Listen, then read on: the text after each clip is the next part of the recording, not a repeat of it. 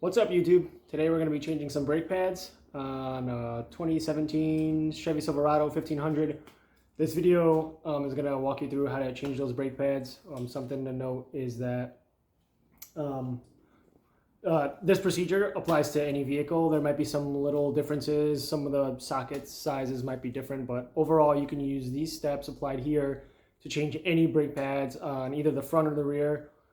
This truck, the rear brake pads, they don't have the twisting caliper, so it's actually even easier. Some cars might have that, but we'll walk through the little nuances that you could run into when using a different vehicle or when changing your brake pads on a different vehicle.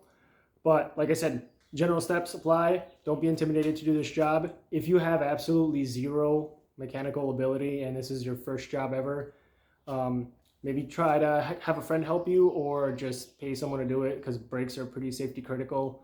But if you've turned a wrench before and you're pretty comfortable and you have a decent tool set, this is definitely a job you can do easily, and you shouldn't be intimidated by it. So let's walk through what you're going to need to do this job. I have some wheel chocks, especially when you're working on the rear of a vehicle and be jacking up the rear end.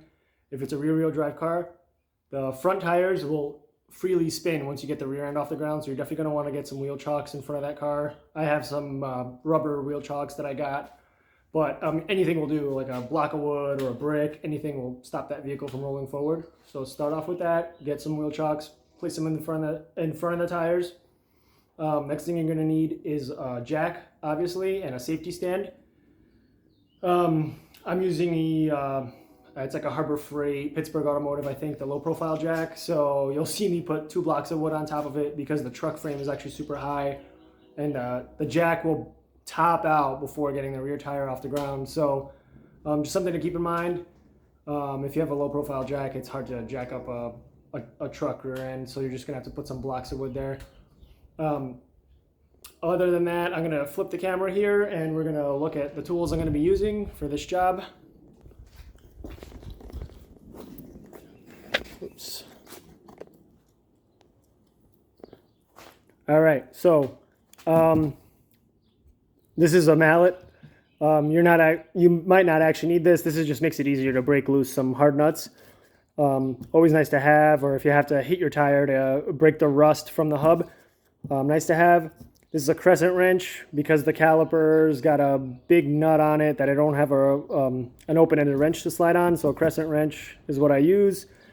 Regular socket, 1/4-inch socket here.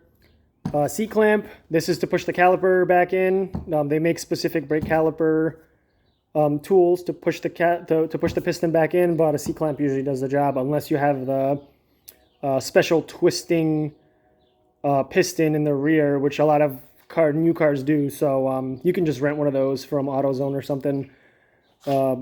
This cordless impact, again, you don't need to have this, but it's nice to have. It'll just makes it easier and quicker to get nuts on and off the car. This is I believe 11 millimeter, so for 2011 or 2017 Chevy Silverado, and that goes for the GMC Sierras. I don't know what year, it's like 2014 all the way to 2019, and this may continue back and forward. But yeah, the caliper nuts are 11 millimeter, and your wheel lug nuts are 22 millimeter socket. I don't know what size this is, which is the nut. I'll show you guys. It's the nut on the other side of the caliper that you use this 13 millimeter to get off.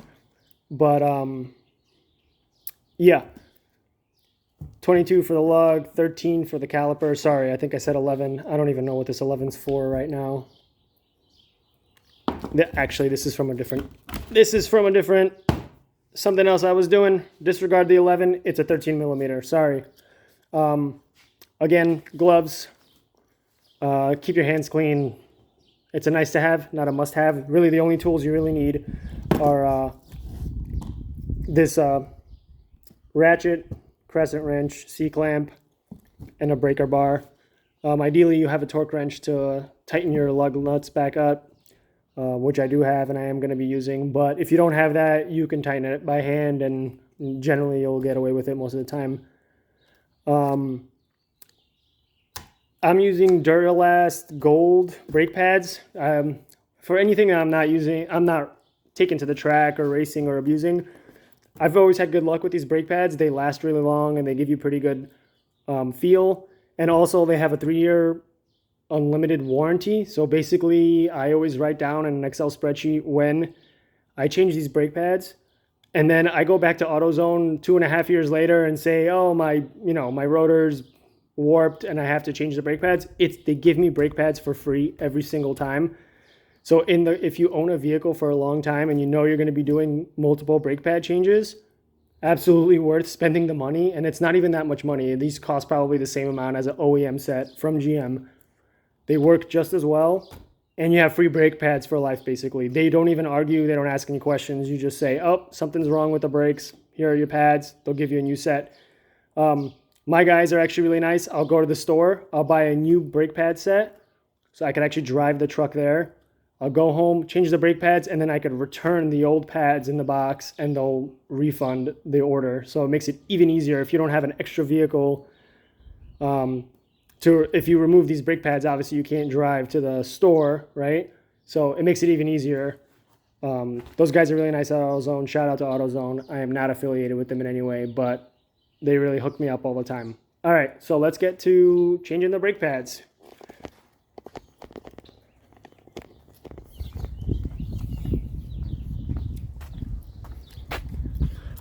Okay, one thing you're gonna need to check before you get doing anything, pop the hood and then find where your brake fluid reservoir is. Check what your fluid level here is. My truck is pretty warm because I just drove it. There's a min and a max sign over here. You want to be between those, obviously.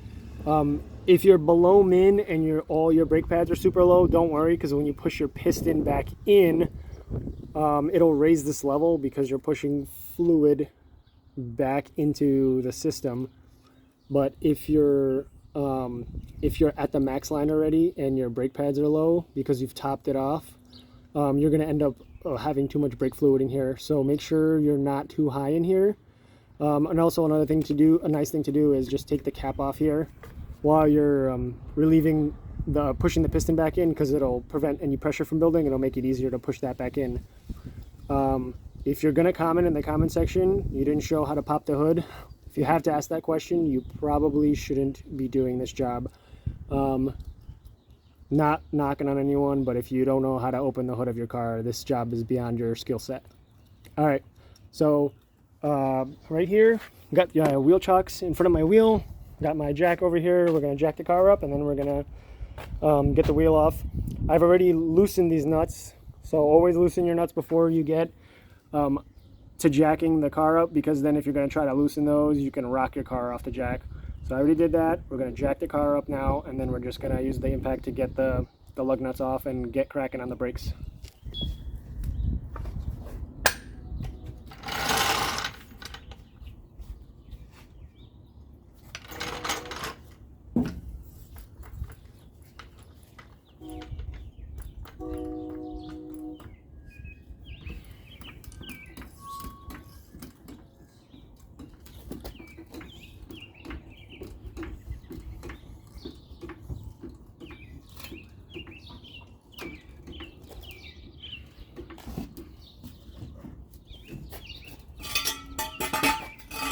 Always place the safety jack under your car when you're working.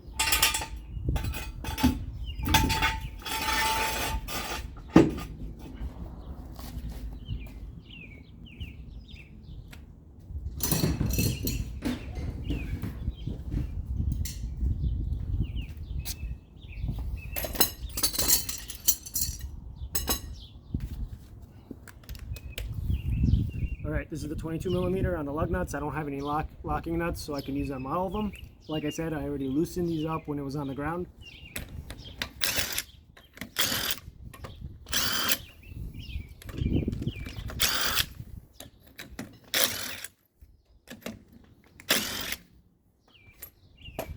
Alright, so at this step right here, you can run into issues where your wheel doesn't want to come off. Sometimes rust forms or galvanic corrosion forms between the wheel and the hub. So you're going to want to go to the back side of this wheel here and hit the tire on both ends until it falls off. A good thing to do is always leave one lug nut tightened up here, because when it falls, it's gonna land on your dust. Your rotor has a little thin shield. It's like a rock shield. It's gonna fall on that, and then it's gonna bend it, which is kind of less than ideal. So having a lug nut there will help it get loose. It's not tight, obviously, but it'll prevent it from falling. So then you can take the lug nut off and pull the wheel off.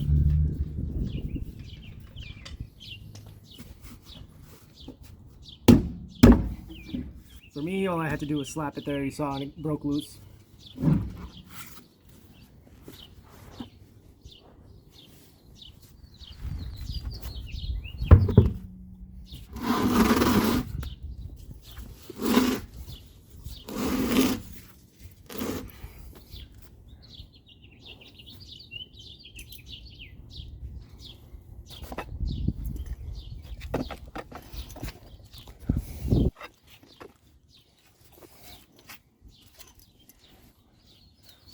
All right, some cars you can loosen up just one of these caliper bolts here and rock the caliper off, or some cars you have to remove both of them. It doesn't really matter, it's not that big of a job. This one has this is a 13 millimeter right there, and then here there's that nut that I was telling you I don't have a crescent wrench big enough, so that's what an open-ended wrench big enough to fit, so that's why I'm using the crescent wrench to hold that. Once you break this nut loose, this starts to spin. So you have to hold it to remove this nut. So we're going to break that loose right now.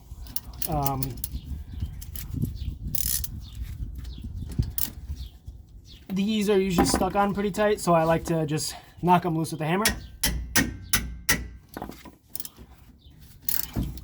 And as you can see here, this nut is now spinning, so I have to get the crescent wrench on it.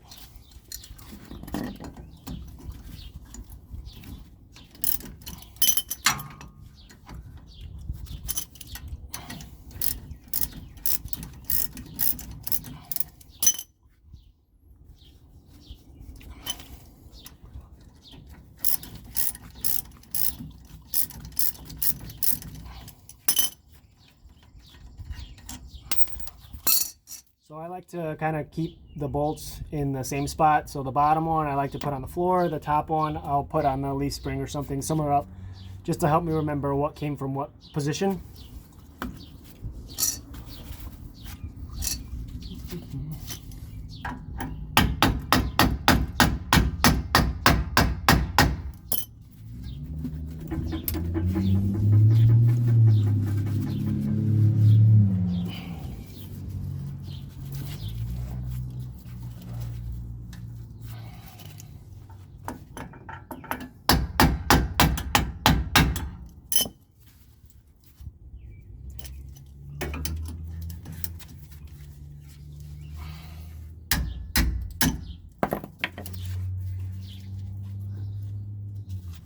So as you can see, this model vehicle, you don't have to remove this top nut. This can swing right up and down. What's nice here is to have a little bungee cord to grab it and hold it out of your way. And also, in this, when you don't remove it, you don't have to worry about stressing your brake line with it hanging if you don't have anywhere to put it. So just gonna grab a bungee cord and just rope it up to something here so it's out of my way.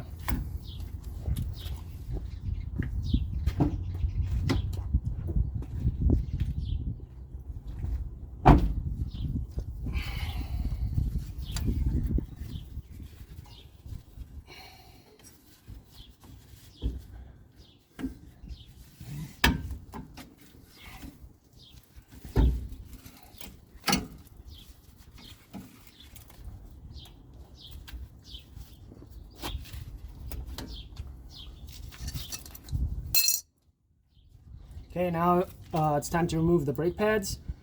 Sometimes they can get pretty corroded down here. They should be able to move freely, obviously, because so then they can back off. If not, you're dragging your brakes, which is bad. But sometimes, like I said, especially since when you're removing them, they get cocked a little bit. Just try to wiggle them. If not, use a screwdriver, a flathead screwdriver to pry it. If you're not changing your rotors, be careful not to scratch them. If you are, then have at it. Just do whatever it takes to get them out. Just like that. They come right out. These are getting pretty low here. That's why I'm changing them.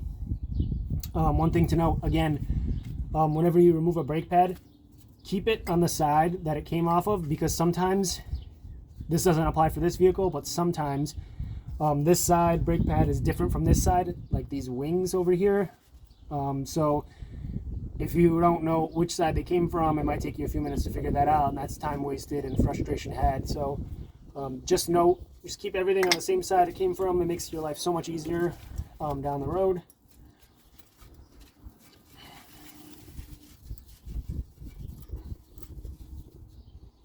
Just kind of try to work it each side a little bit.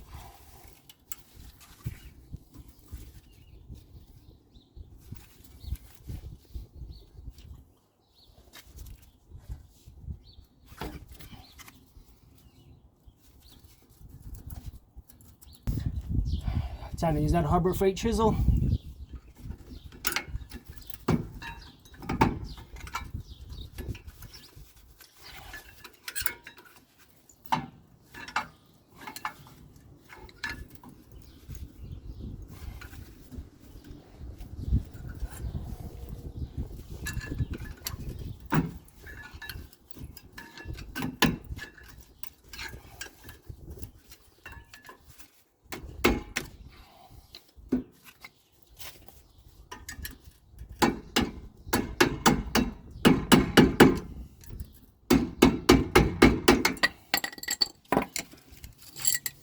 You saw that side need a little bit more convincing. Check out this brake pad. Look how low that is. Damn, I almost made it to the backing plate. Winning. Alright, next thing is your retaining clips here. I haven't had a brake pad set that doesn't come with these. You don't have to replace them, but if you have a new set, why not replace them? These usually just pop right out. All you gotta do is kind of pull on them a little bit. And again, same thing as before. Keep this on the side where it came from. This is the bottom piece, so I'm going to put it on the bottom. And then this top piece, I just put it somewhere up here, just so if I have to cross-reference where they came from, what it looks like, I got it right there, and it's all marked, right? This brake pad came from this side. It's there. All right. Here are the new retaining clips. In this vehicle, like I said, everything's exactly the same. So you just kind of gotta, doesn't matter which side you start with. Again, super easy. They fit really well. Just make sure you got, they're directional. So this one has to go like this. This holds this bracket here. And this is actually a return spring for your brake pad, which is pretty cool, right? When you put your brake pad in, it ends up pushing that in. So then when you let off the brakes, it actually pushes your brake pad back a little bit, which is nice because it reduces brake drag, and that'll increase your fuel economy in theory.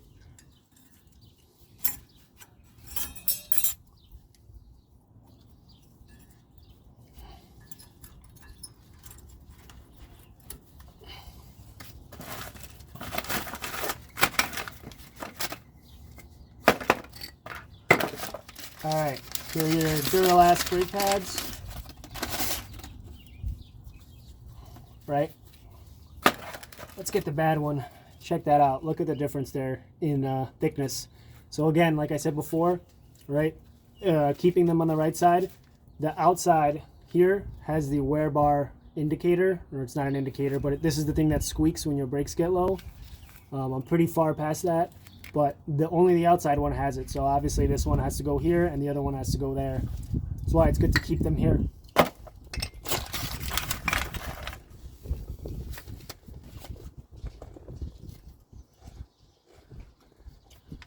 Grease, dielectric grease, put it on the outside here, wherever is in contact with the retaining clip.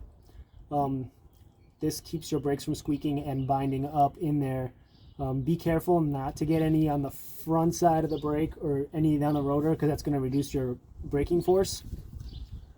You don't want to contaminate your brake pad or your brake rotor.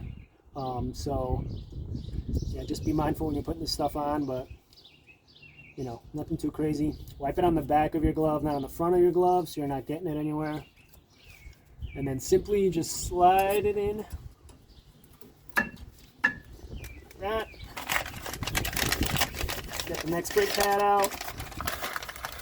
Now be mindful, since you've already covered your hands in grease a little bit, just be mindful not to touch the front of the brake pad.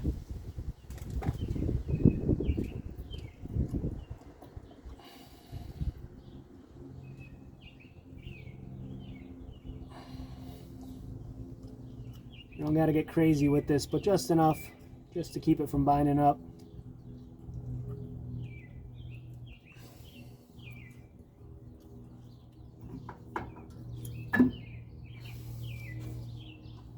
All right, it's that easy. Let that in.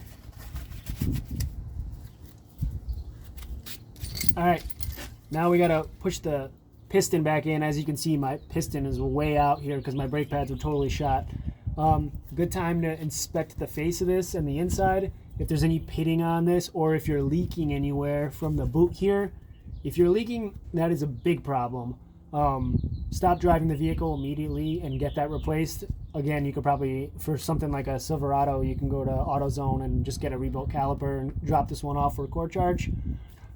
If not, you can rebuild it. Depends on, you know, how crazy you want to get. But if you're leaking brake fluid, don't drive the vehicle.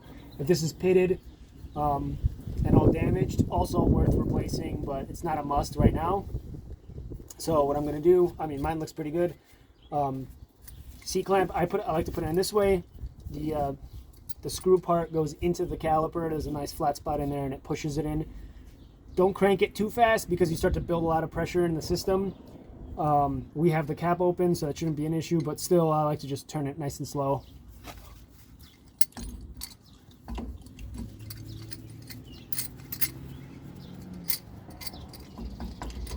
All right.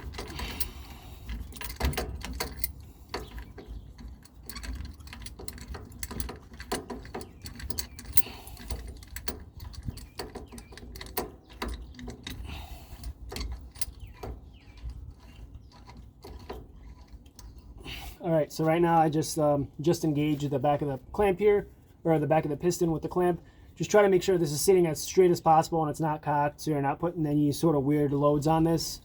This is really designed for like some linear loads, not side loads, right? So I like to, once I see it moving a little bit, I like to give it a second, push a little bit more, give it a second.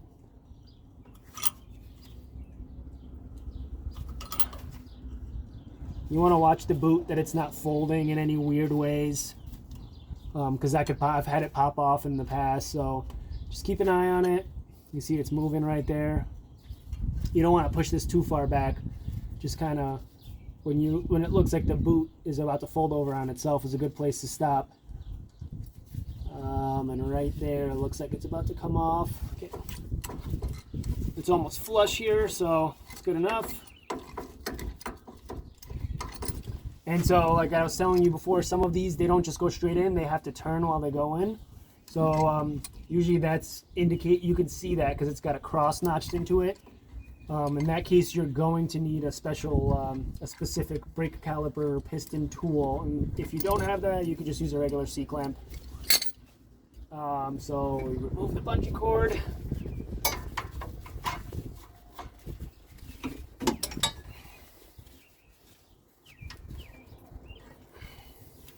This is like your ABS wheel speed sensor, so be super careful with these. You saw the bungee cord just snagged on it. That could have made for a bad day. And now all you got to do is get your caliper onto your brake pads here. If you push it all the way back in like me, there's usually a little bit of slack. This shouldn't be tight. This is the slider, so just push this in so this top part of the bracket can clear it.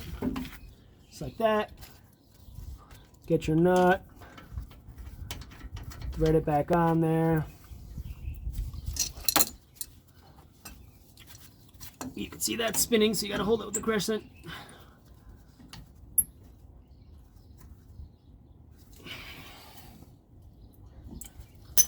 Yeah, ideally consult with your owner's manual or service manual so you get the right torque spec on this. Generally, I just get these, it's a German torque spec, Guten tight. They're usually seized on here, so it's not that big of an issue. Usually you have to use anti-seize, not Loctite. Just like that. Don't gotta go crazy on it. We tighten this one back up because we loosened it up a bit. Just to get it.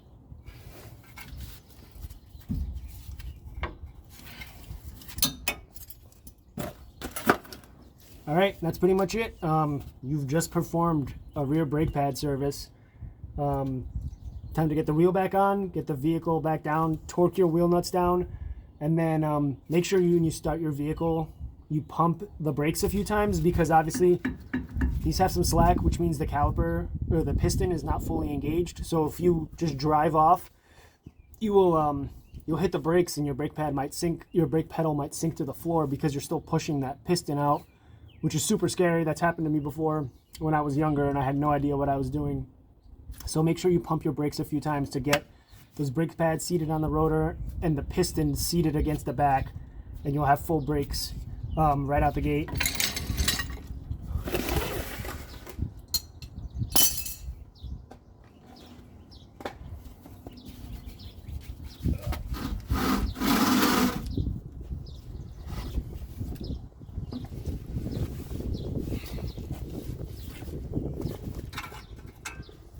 Don't forget to remove that.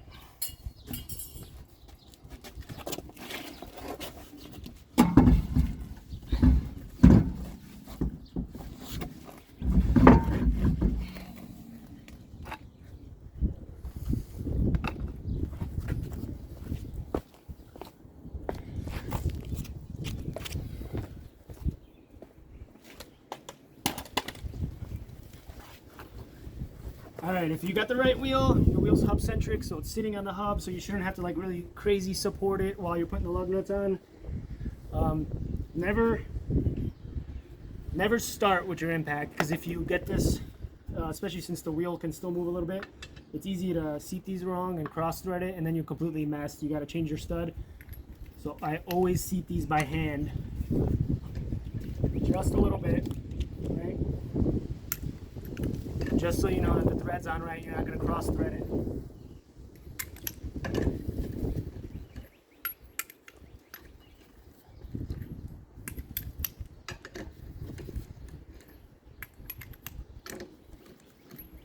Alright, once they're on there, hand tight, snug your wheel up, use the impact to help you.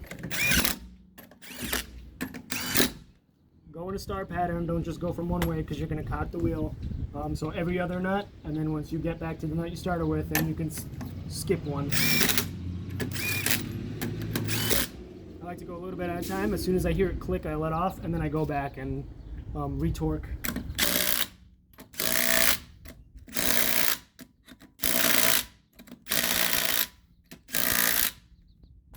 Again, this is just torquing it down. This is not final torque. When you get your wheel back down, you want to get these to torque spec, which is between 100 and 110 foot-pounds. And then ideally, after a heat cycle, so after a drive, you come back and you recheck it to make sure nothing's loosened up.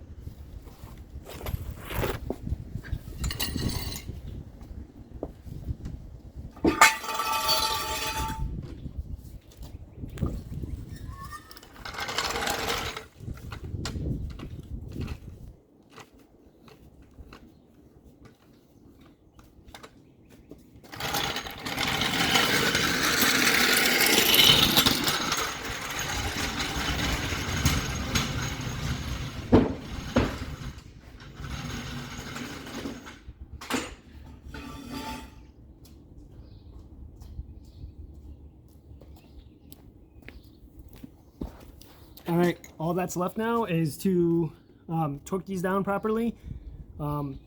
Check your brake fluid level, make sure you're not over the max line, and remove your wheel chocks, because I've forgotten to do that too in the past, and you end up jumping your vehicle over it. So kind of embarrassing if it's in public, but happens to everyone. Remove those and you're good to go. Remember to check your brake pedal when you start your car, and then there's a bed-in procedure for your brake pads. Not necessary for a street car, but ideally you do that. Most of them, it depends on the brake manufacturer, but generally I like to do some 60 to 0, 60 to 10 stops. You do them in like you'll accelerate up to 60, and slow down to 10, and then immediately try to get back up to 60 as fast as possible. Slow down to 10. You do that like 5 to 6 times. You usually smell the brakes, and that gets the brake pad hard enough or hot enough to transfer. It becomes like a liquid state almost on the face of the brake pad, and it deposits a bunch of brake pad material on your rotor, which then leads to more consistent and better brake feel and brake wear. So I highly recommend doing that, but it's not a must. A lot of people get crazy over it, but if you don't do it, your brakes will perform fine. These are not race cars or anything, so it's okay if you don't do that. So I hope you guys enjoy this, and hopefully it can help a bunch of DIYers out. As you can see, this was like 20 minutes aside, so you just go to the other side, do the same thing, maybe an hour of your time. I will say this vehicle is super easy to do, so some vehicles are a little bit more tricky. But yeah, definitely doable, and have at it.